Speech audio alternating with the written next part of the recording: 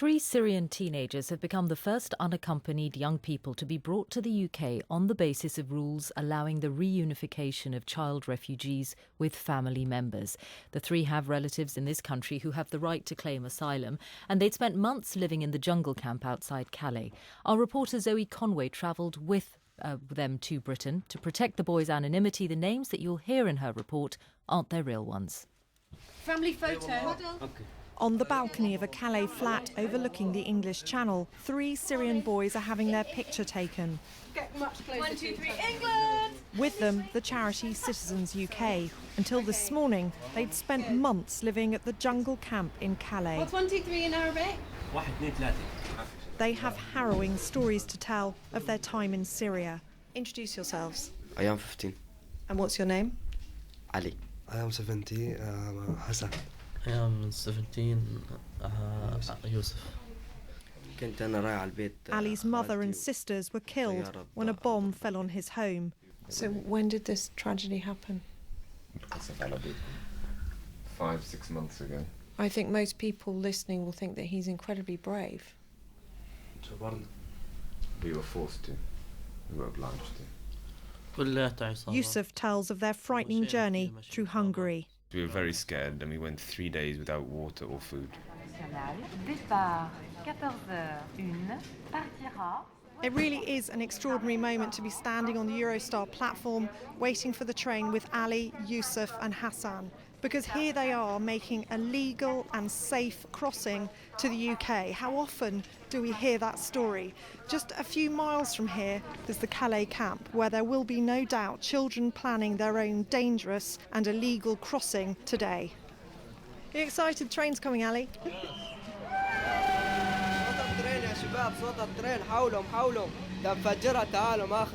What does that mean? He's recording it and he's saying to his friends, here it is, boys. Good afternoon, ladies and gentlemen. Welcome aboard to those passengers. Yusuf, how do you feel now? You're in England. You're just in England now. We're very thankful to everyone who's helped organise this. Well, I can tell the listener that you're grinning from ear to ear. Hassan, you're very busy on your phone. Who are you texting? Who are you contacting? His brothers, his family in Syria, some people in the camp, everyone he can, sending pictures of England. Who is he contacting in Syria? To his mother. He said today is Mother's Day, and so she said it's the most beautiful gift she could possibly have for Mother's Day, to be sent the news that he's safe and that he will be arriving safely soon. We're now on the platform at St Pancras, and the 3 boys are being taken by British border guards to go and have their fingerprints taken. Just go through this door on the left. I'm just at the Border Force office at St Pancras, where the 3 boys are being reunited with their brothers. Thank you. How do you feel? Thank you so much. Thank you so much to government, to all, to Theresa May, to all government, to Citizen UK. Thank you so much. And you are Ali's brother? To meet with my brother, yes. How does it feel to see him? It's big feels, good feels. Thank you. You're his brother. How does it feel to see him? Are you happy? Yes. Yes. Of course. Happy. Very happy.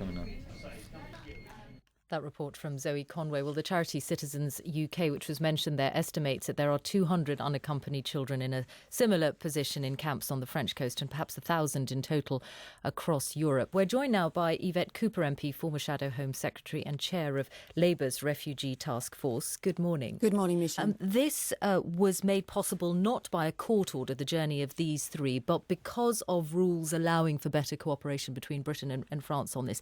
It took quite a long time, though, to act on the basis of those rules. It has taken a very long time. I mean, these individual cases have taken about 5 months, but of course there are very many more just stuck in the system. There's evidence of some cases taking 9 months. And when you've got children being stuck in the awful mud and cold, particularly in Calais, so much at risk of abuse, of prostitution, of trafficking gangs, and yet they have family in Britain who could be looking after them. I think the bureaucracy is failing. So you say that all of those children in this position in these camps should be, the ones who have family in Britain, should be allowed to come here? There should be a fast-track system to be able to do that, yes, because this is a rule that applies right across Europe. If you have a child who has close family in another country, whichever country it might be in, then they should be reunited with their family so that they can be looked after, so that they can be protected.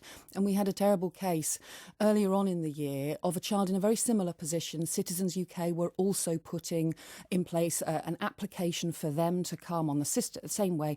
It was a 15-year-old called Masood, whose sister is in fact a British citizen, and yet while his papers were being filled in, he died, and his body was found in the back of a lorry in Dunkirk because, he's a teenager. He just took terrible risks.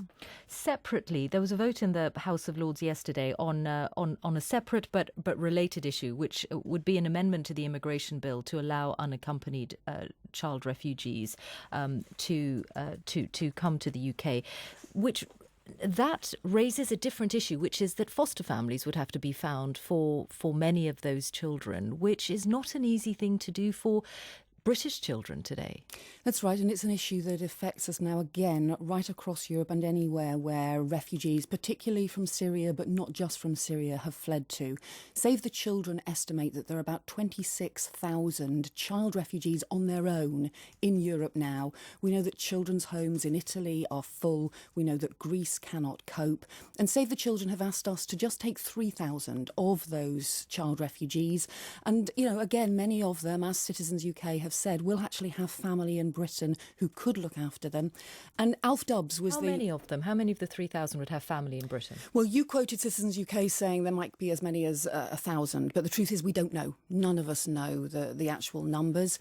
But so many of these children are disappearing at the moment. Europol reckon that about 10,000 of them have disappeared, almost certainly into the arms of trafficking gangs. We know there is terrible risk of abuse and prostitution. Right, but I'm wondering, if those 3,000 did come to the UK, how do you know that they would be able to be properly provided for, whether in foster families or children's homes? Well, that's right. Well, it would need people across the country, it would need councils across the country to do their bit. And at the moment, because they're at even more risk if we don't do our bit. So I think for us to help 3,000 out of the 26,000 is fair.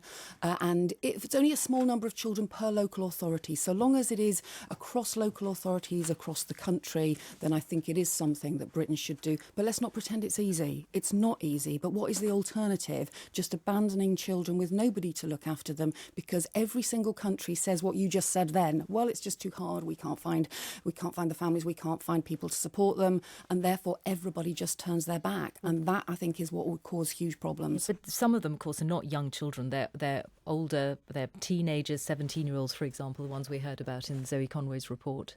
That's right. There's a mix of different ages. And I spoke, for example, yesterday to a 12-year-old boy in Calais. He's just there on his own.